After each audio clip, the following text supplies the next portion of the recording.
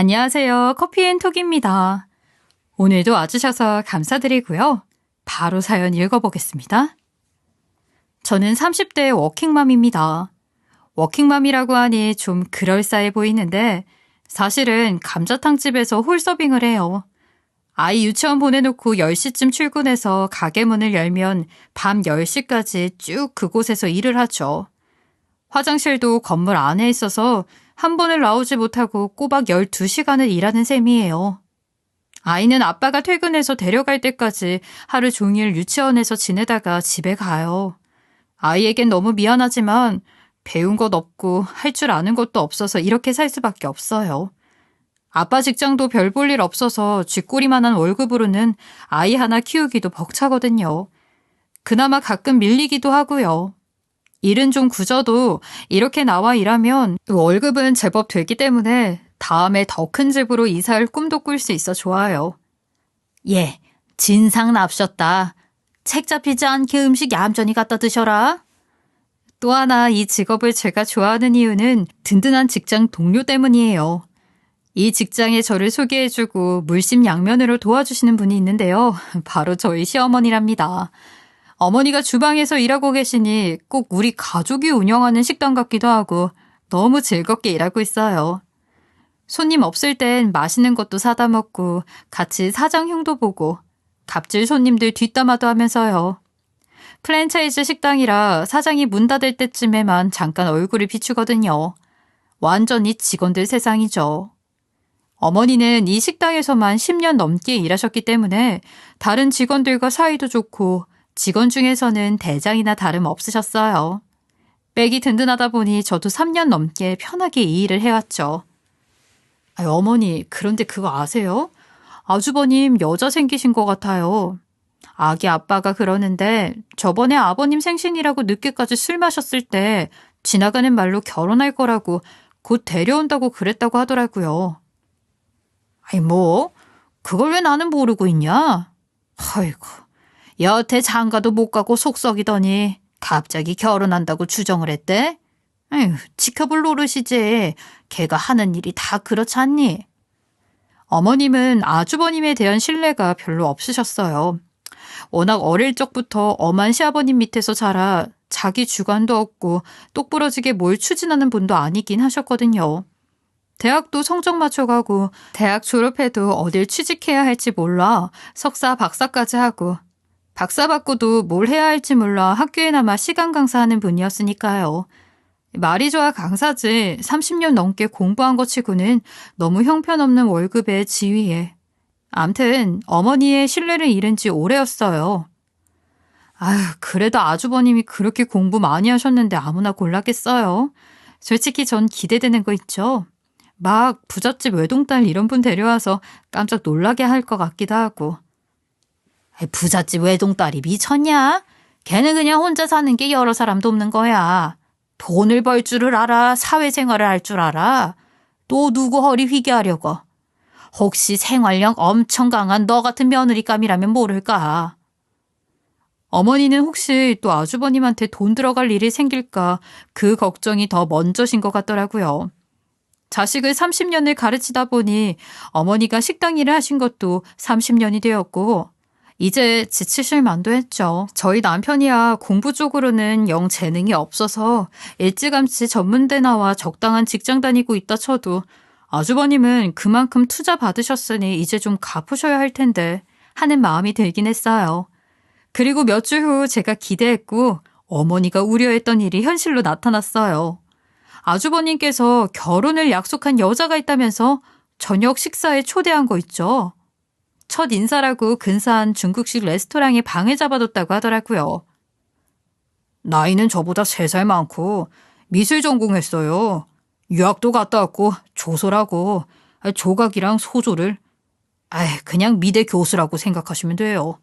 부모님도 2분 다 고등학교 교사셨고 지금은 은퇴하셔서 귀농해서 사세요. 식구들한테는 미안한데 여러 가지로 내가 좀 딸려서 아버지 이삿짐 센터가 되게 잘 된다고 뻥 좀 쳐놨어요.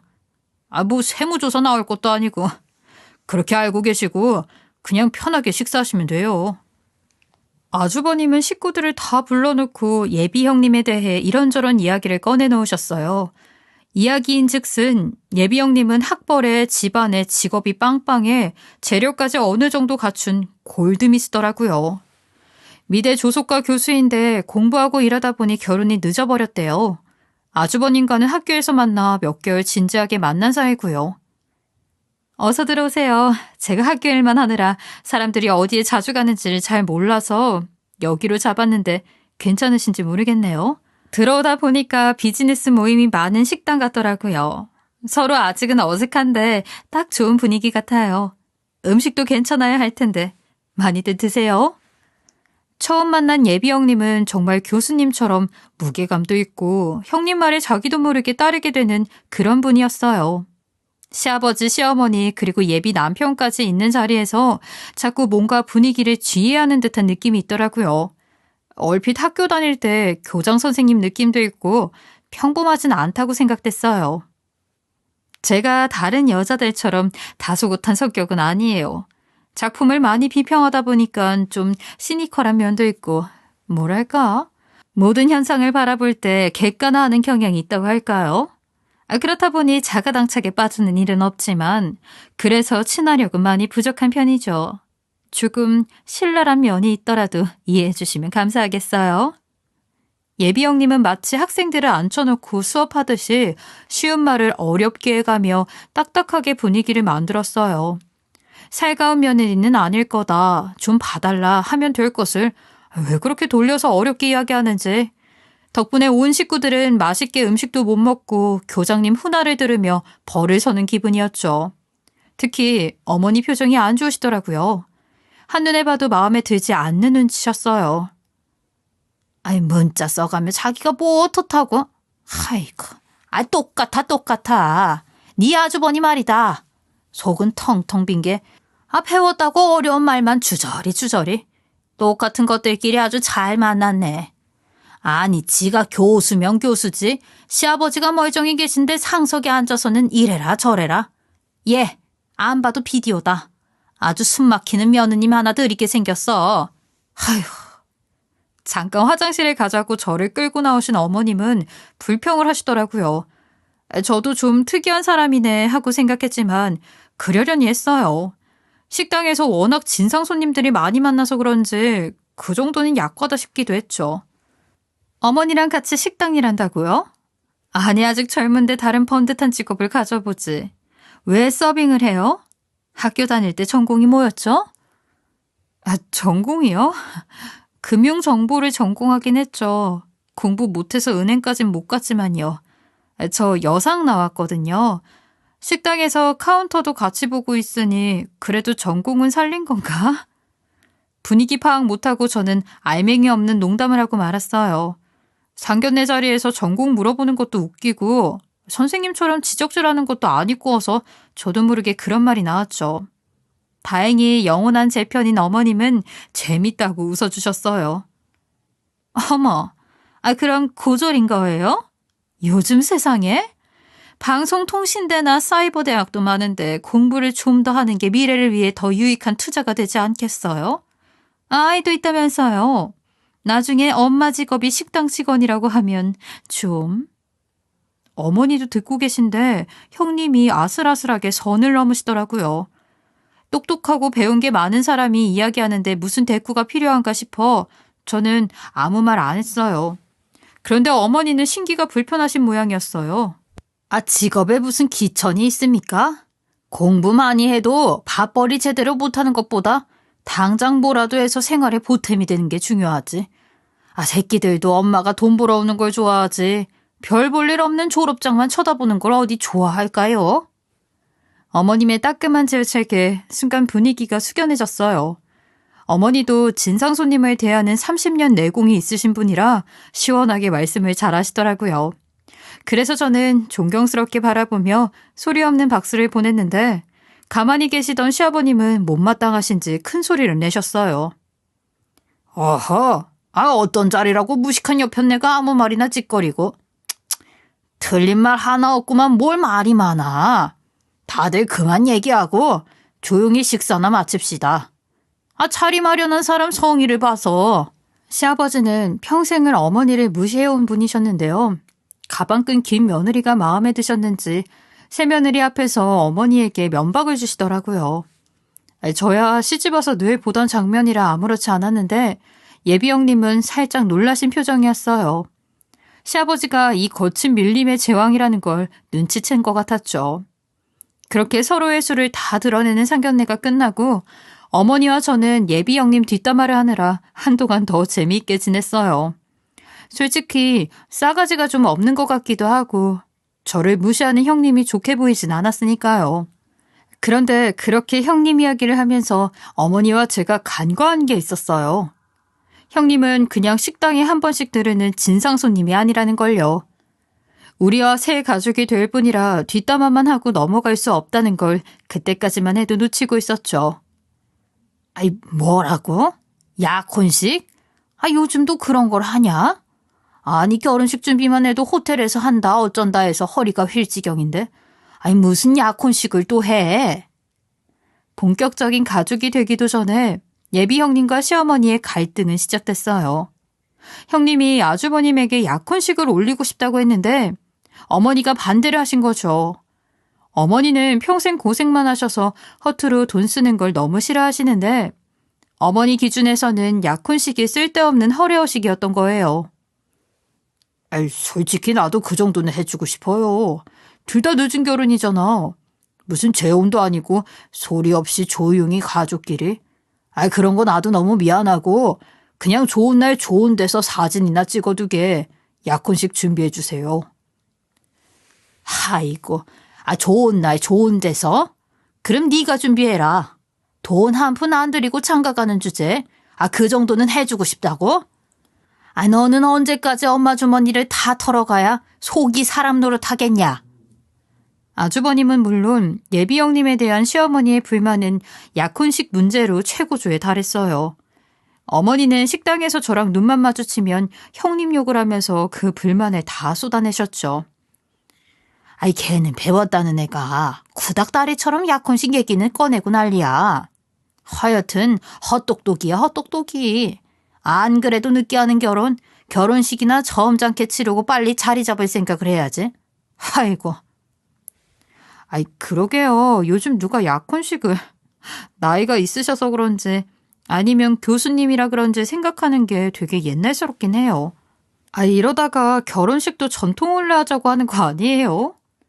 그런데 하필 그 이야기를 예비 형님이 엿들고 말았어요. 아주버님께 어머니가 약혼식 이야기를 듣고 좋게 생각하지 않으셨다는 이야기를 듣고 잘 보이려고 형님이 식당에 들렀는데 마침 그때 어머니랑 제가 아무 생각 없이 계속 형님 이야기를 하고 있었던 거죠. 형님을 보자마자 저도 모르게 어서 오세요를 외친 저는 형님인 걸 눈치채고 심장이 멎는 줄 알았어요.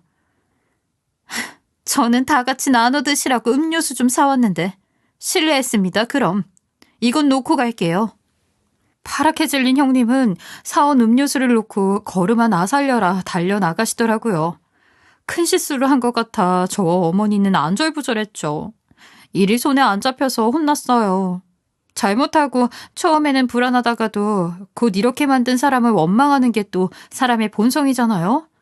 저 역시 구석에 몰리니까 연락이라도 미리 하고 오든지 저희 식당도 아니고 일하는 곳인데 배울 만큼 배운 사람이 참 경우가 없다며 형님을 원망하게 되더라고요.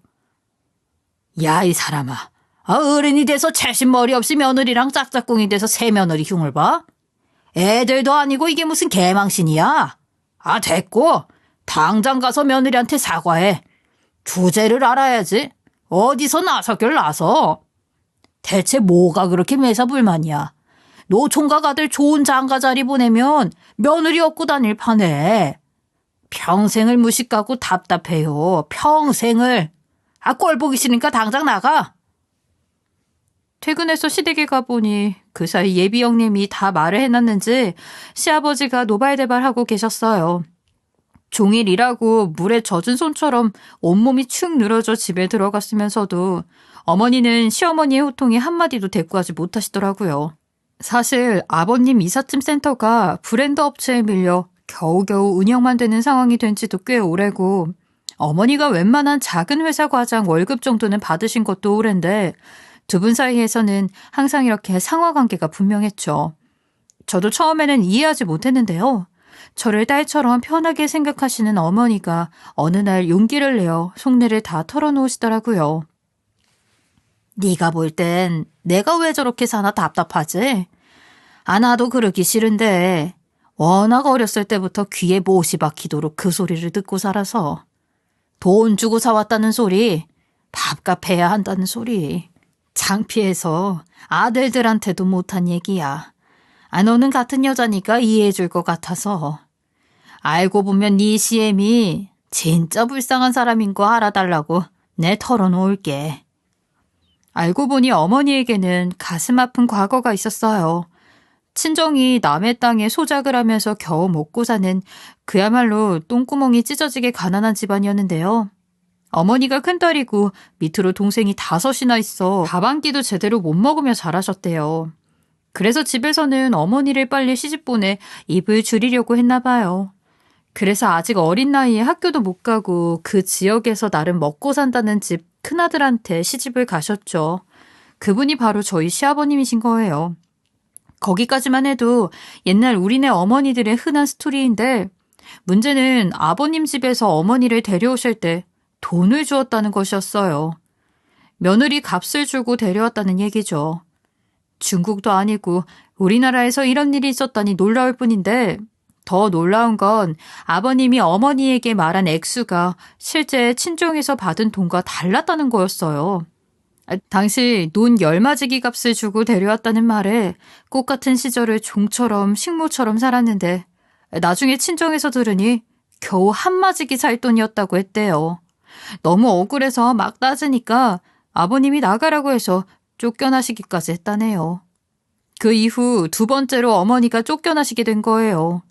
워낙 오랫동안 복종 상태로 있으면 그 사람 앞에서는 제 목소리를 못 내고 살게 되는 것 같아요. 잘 나가던 집안의 가세가 기울고 아버님 사업도 형편없어졌지만 어머니는 똑같이 아무 소리 못하고 살고 계시니까요. 어머니, 저희 집에 그냥 와 계시면 안 돼요? 집은 좁아도 다른 데 가시는 것보다는 마음이 편하실 거 아니에요. 어떻게 그래. 그럼 진짜로 쫓겨날 텐데. 괜찮다. 내 앞가림은 내가 할게. 너한테까지 짐이 될 순 없지. 아휴. 저도 아버님 눈밖에나 똑같은 처지가 됐지만 그래도 일하고 가서 쉴 집은 있는데 어머니는 어쩌실 건가 걱정이 됐어요. 어머니는 결국 저희 집에 오지 않고 아는 아주머니가 혼자 사신다고 거기서 일주일만 버텨보겠다고 하시더라고요. 오히려 잘 됐지. 삼시세끼 차려 먹을 줄도 모르는 양반인데 누가 더 손해인가 이제 좀 깨닫지 않겠니? 그렇게 어머니와 저는 아버님의 엄포 아래 시댁에서 매장이 되고 말았지만 솔직히 엄청 속상하지는 않았어요. 돈 벌 능력이 안 되는 것도 아니고 아버님 마음대로 하셔봤자 불편한 건 아버님뿐이라는 걸 알게 해드리고도 싶었으니까요. 놀라운 건 예비 형님이 이 상황을 기회로 삼았다는 거였어요. 밀림의 제왕인 아버님 등 뒤에서 자기가 하고 싶은 걸 다 할 수 있는 기회. 결국 이 사건을 계기로 예비 형님은 시어머니 저 대신 시댁을 수시로 드나들면서 목소리를 키워갔고 양가 가족들을 다 모아놓고 약혼식을 했답니다. 형님이 그렇게 하시는 동안 어머니와 저는 입도 뻥끗할 수 없었어요. 심지어 어머니는 쌈짓돈 돈 1,000만 원을 들여가며 약혼식을 치러주셨는데도 말이에요. 에휴, 두고 보자. 지가 아무리 잘났어도 시어머니 무시하고 제 마음대로 다 할 수 있는지 한번 두고 보자고. 어머니는 아버님과 예비 형님에 대한 분노가 쌓여가셨고 저도 형님이 점점 더 얄밉게 보이더라고요. 거기서 끝냈으면 그나마 나았을 텐데 예비 형님은 갈수록 도가 지나쳤어요. 그리고 드디어 말도 안 되는 사건이 터져버리고 말았죠. 시댁이라고 넉넉지 못한 형편이라 특별한 건 해줄 게 없고 뭐 필요한 거 있으면 말해봐라. 할 수 있는 한 내 노력을 해보마.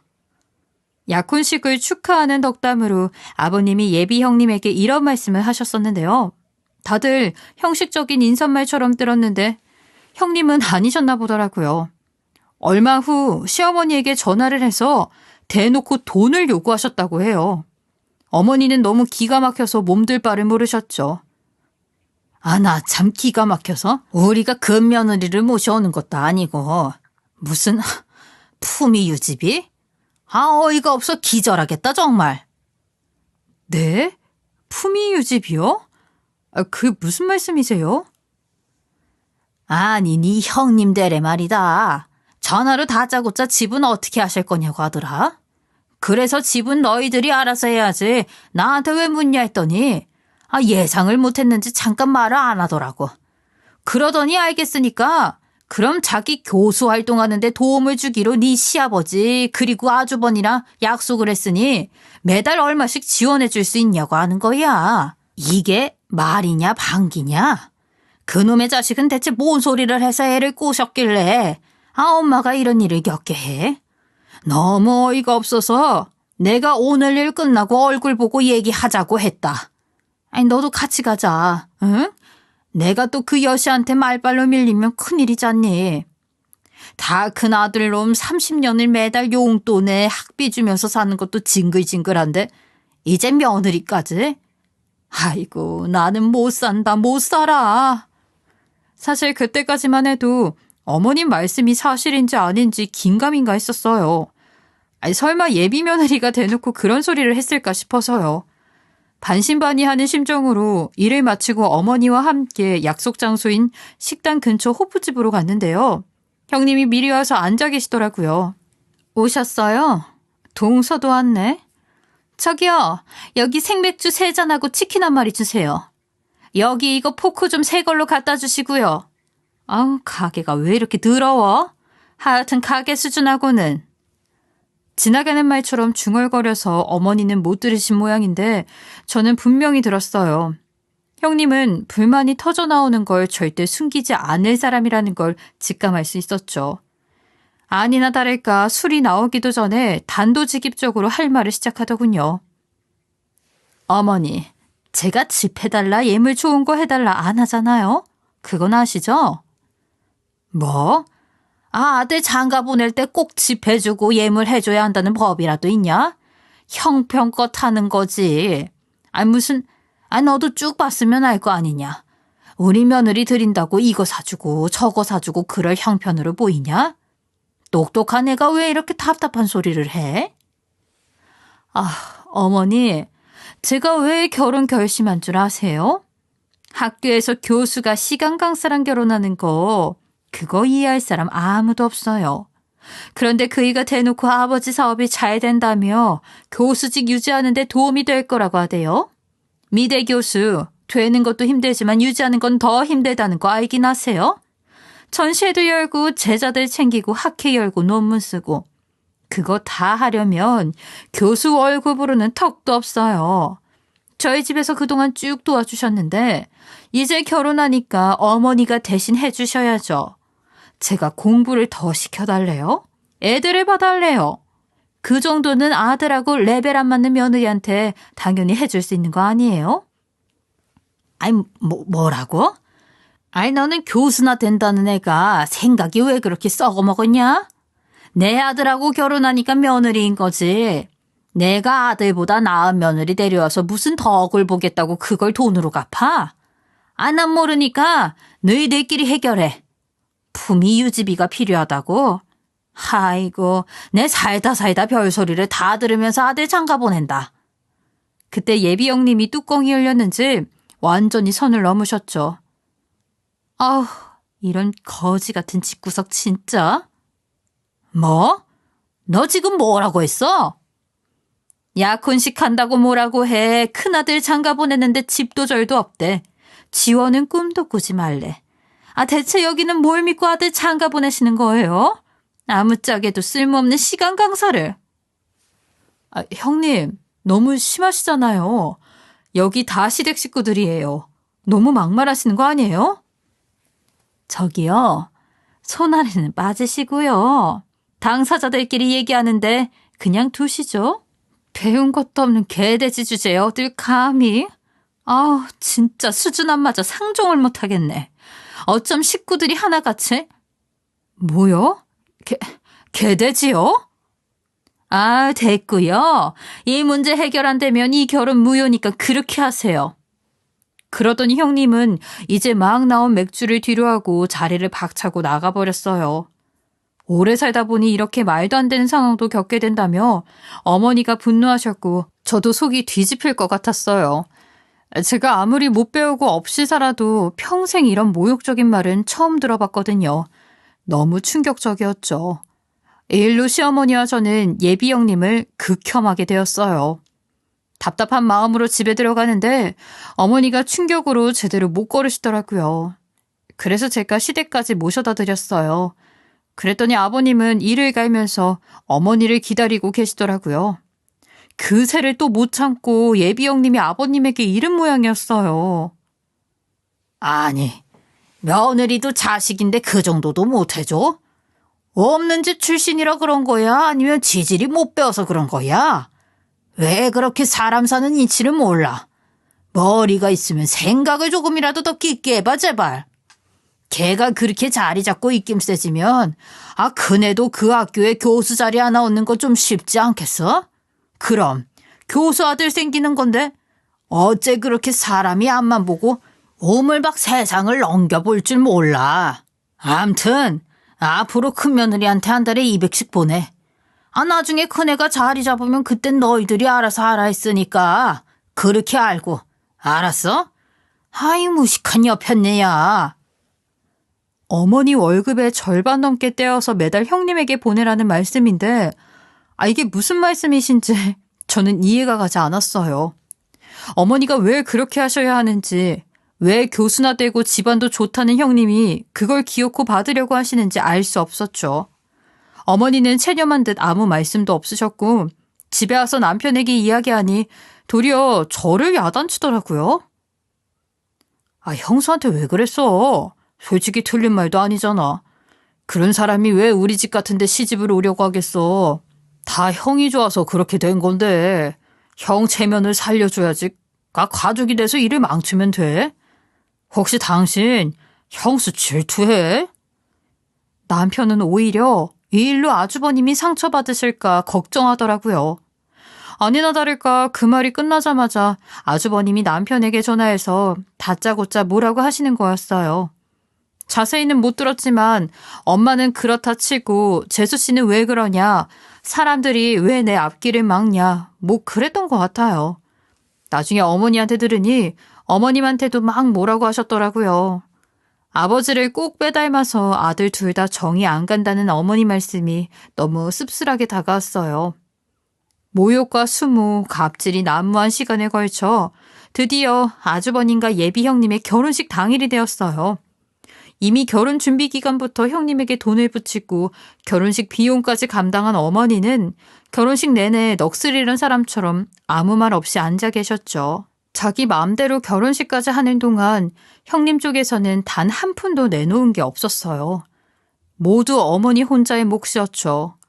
그래서 식 전날인 바로 어제까지도 어머니는 밤 10시까지 식당 일을 놓지 못하셨어요. 저 역시 이 결혼식을 진심으로 축하할 수 없었기에 그저 자리만 지키고 있었죠.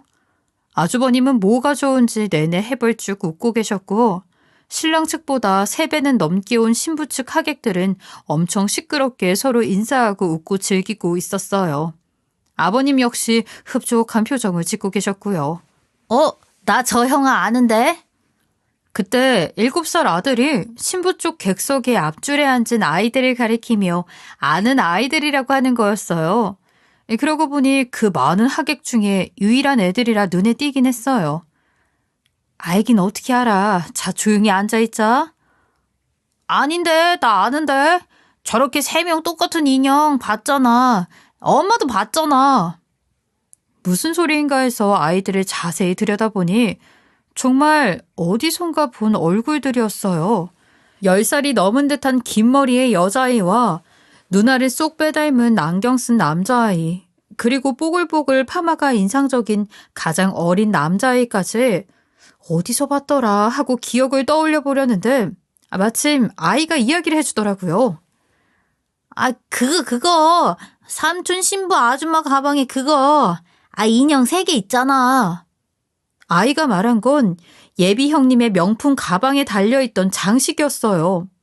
약혼식 때 형님 가방을 아이가 자꾸 만지길래 그만하라고 했더니 저 인형 가지면 안 되냐고 해서 저도 기억하고 있던 장식이었죠. 형님에게 물어보니 자기가 직접 조각한 작품인데 의미가 있는 거라 아이에겐 줄 수 없다고 해서 뻘쭘했었어요. 아이 3명의 얼굴이 조각으로 연결된 거였는데 너무 예쁘다 했더니 실제 모델이 있었던 거였어요. 바로 신부 측에 앉아있는 저 아이들이요. 조카들인지 누군지 몰라도 형님에게 가깝고 중요한 존재들이라는 것만은 틀림없어 보였어요. 제가 열심히 추리하는 동안 마음이 급해진 아이는 신부 측 객석으로 뛰어가고 말았어요. 그러더니 아이들을 아는 체 하며 금세 친해져 놀고 있는 거예요. 당황한 저는 불편한 한복 매무새를 가다듬으며 신부 측까지 아이를 데리러 갔는데요. 거기서 놀라운 사실을 알게 됐어요. 누군가 아이들에게 하는 소리를 들은 것이었죠. 어머, 니들이구나. 벌써 이렇게 컸니? 아주 지엄마를 쏙 빼닮았네. 어때? 엄마 결혼하니까 너희도 기분 좋지? 그 소리를 듣고 서둘러 가던 제 발걸음이 그 자리에서 멈추고 말았어요. 그 순간 예전에 형님이 저한테 본인 전시의 도록을 몇 개 넘겨주며 자랑했던 기억이 났어요. 대충 훑어본 그 도록에 있던 아이 3명의 조각상 역시 그 아이들과 얼굴이 똑같았죠. 제가 손님들 주문받고 계산하고 하느라고 기억력 하나는 어디 가서도 지지 않을 만큼 자신 있거든요. 저 아이들은 분명히 형님의 아이들이었어요. 어린애들인데 얌전하게 앉아서 형님 가방에 달린 인형처럼 엄마만 바라보고 있었죠. 저는 완벽한 단서를 잡기 위해서 조심스럽게 아들에게 다가가 아이들에게 말을 걸었어요. 여기서 뭐해? 아는 누나 형아 만나서 반가웠구나. 얘들아 안녕? 너희들 예쁜 옷 입었네. 엄마가 결혼식 한다고 사주셨어? 그랬더니 아이들이 일제히 네 라고 대답하더라고요. 그래서 저는 바로 아이들에게 말했죠. 엄마 오늘 너무 예쁘지? 그럼 엄마가 더 행복하게 엄마 너무 예뻐요 해드리고 와. 엄마가 너무 좋아하시겠다. 그랬더니 아이들이 일제히 눈이 동그래져서 저를 쳐다보더라고요. 그래도 되냐는 표정 같았어요. 괜찮아. 오늘처럼 기쁜 날에는 그렇게 해도 되는 거야. 누가 갔다 올래? 너희 셋이 함께 다녀올래? 얼마나 교육을 받았는지 아이들은 한참을 망설이더니 셋이 손을 잡고 일어서더라고요. 마침 형님이 신부 입장을 위해 단상 아래로 등장하셨고 아이들은 그곳으로 달려갔어요. 좋은 구경을 놓칠 수 없어 저도 아이들 데리고 빨리 따라갔고 마침 눈이 마주친 어머니에게 이리 오시라 급하게 손짓했죠. 얼떨결에 신부 근처에 저 어머니 그리고 아이들이 모여있게 된 거예요. 신부 입장을 보려고 하객들의 시선이 집중된 바로 그곳에요. 형님은 당황한 모습이 역력했어요. 그리고 아무것도 모르는 아이들이 엄마를 와라 껴안으며 큰 소리로 외쳤죠. 엄마 너무 예뻐요. 순간 결혼식장에는 정적이 흘렀고 형님은 달라붙은 아이들을 내치며 어쩔 줄 몰라 했어요. 그러다 갑자기 저한테 다가와 다짜고짜 머리채를 붙잡았죠. 야, 네가 시켰냐? 네가 애들 꼬드긴 거야? 이런 미친 게? 그 모습을 본 시어머니도 형님의 머리채를 잡고 흔들었고 결혼식은 난장판이 되었어요. 남편과 시아버님, 아주버님까지 와서 저희를 말렸지만 웬일인지 신부 측에선 한 명도 나서서 말리는 사람이 없더라고요. 어머니, 이 여자 쟤네 엄마예요. 아이가 셋이나 된다고요. 이 결혼 사기예요. 뭐? 어쩐지. 이거 아주 사기꾼 아냐? 누구를 호구로 알고. 아무리 말려도 새 여자의 머리채 싸움이 끝나지 않자 예식장 직원들은 경찰을 불렀고 웨딩드레스를 입은 채로 경찰서에 끌려간 형님의 더러운 과거가 드러났어요. 알고 보니 형님은 3번의 이혼 경력을 가진 이혼녀였고 이번이 4번째 결혼이었죠. 아이들은 3번의 결혼으로 생긴 아버지가 다른 형제였고 친정에서 키우고 있었고요. 이혼 사유가 대부분 외도나 사치였기 때문에 애들 아빠들에게 양육비도 달라지 못하고 새 아이를 친정에 맡기고 있던지라 돈이 필요했던 거였어요. 이 사실을 전혀 몰랐던 아주버니는 허탈한 표정으로 경찰서 구석에서 천장만 바라보고 있었는데요. 갑자기 결심한 듯 조사를 받던 형님과 저희 쪽으로 다가오더니 경찰에게 질문을 하더라고요. 이거 고소 가능하죠? 명백한 결혼 사기잖아요. 이 여자는 결혼 비용 한 푼 된 거 없고 아직 혼인신고도 안 했는데 우리 엄마한테 매달 200씩 받고 있었어요. 이거 사기 맞잖아요. 합의할 생각 없으니까 고소하고 깜빵에 쳐 넣어주세요. 저 가만히 안 있어요. 그러고는 그 자리에서 곧바로 사기 신고를 했어요. 도대체 친정에 어떻게 하고 산 건지. 결혼식 날 신부가 경찰서에 끌려가는데 신부 측에서는 단 한 명도 따라오지 않더라고요. 비슷한 일이 한두 번이 아니었는지 다시는 이런 일에 얽히고 싶지 않다는 분위기였어요. 경찰서 바닥에 주저앉은 시아버지는 조사 내내 고개를 들지 못하셨는데요. 신고를 마치고 경찰서를 나오면서 그런 아버님께 어머니는 그동안 참아왔던 할 말을 토해내셨어요. 세상 돌아가는 이치 참 잘하시는 양반이 버린 일 돌아가는 것 좀 보세요. 얼마나 거지 같고 말도 안 되는 거였는지 이제 아시겠어요? 어떻게 며느리를 돈으로 사려고 해요. 나한테 한 짓을 그대로 반복하면 다 잘 될 줄 알았어요? 이제 그만합시다. 논 한마지기에 팔려와 50년 종으로 살았으면 이젠 됐어요. 우리도 이제 이혼해요. 당신 똑 닮아 답답한 아들들하고 잘 먹고 잘 사슈. 난 내 인생 살랍니다. 서류 준비해서 보낼 테니까 쓸데없는 짓 말아요. 남은 돈 다 걸고 최고 변호사 써서라도 무조건 이혼할 거니까. 알았어요? 그렇게 아주버니는 결혼 사기를, 아버님은 황혼 이혼을 당해 지금까지 두 분이 한 집에서 살고 계신답니다. 어머니는 하던 일 계속하시고 식당 옆에 깔끔한 원룸 하나를 얻어 제2의 인생을 시작하셨어요.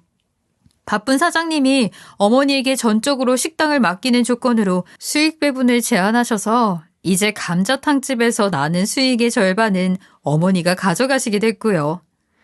뉴스를 보다 보면 왜 많이 배운 사람들이 배운 값을 못하고 저렇게 엉뚱한 짓에 인생을 허비하는 걸까 답답할 때가 있는데요. 예비 형님 일을 겪다 보니 정말 그런 헛똑똑이들이 있다는 걸 실감하게 됐어요. 어머니와 저는 아직도 심심할 때마다 그 생각을 하며 고개를 절레절레 저어요. 결국 교수직 해임되었다는 소식 이후로 형님의 근황은 알 수 없지만 아이들에게만큼은 좋은 엄마이길 진심으로 바라고 있어요. 여러분들은 저희 가족이 겪은 일은 겪지 않고 평온하게 살길 바라면서 이야기 마칠게요. 지금까지 커피앤톡이었습니다. 오늘도 끝까지 함께 해주셔서 감사하고요. 다음 영상으로 또 찾아뵙겠습니다.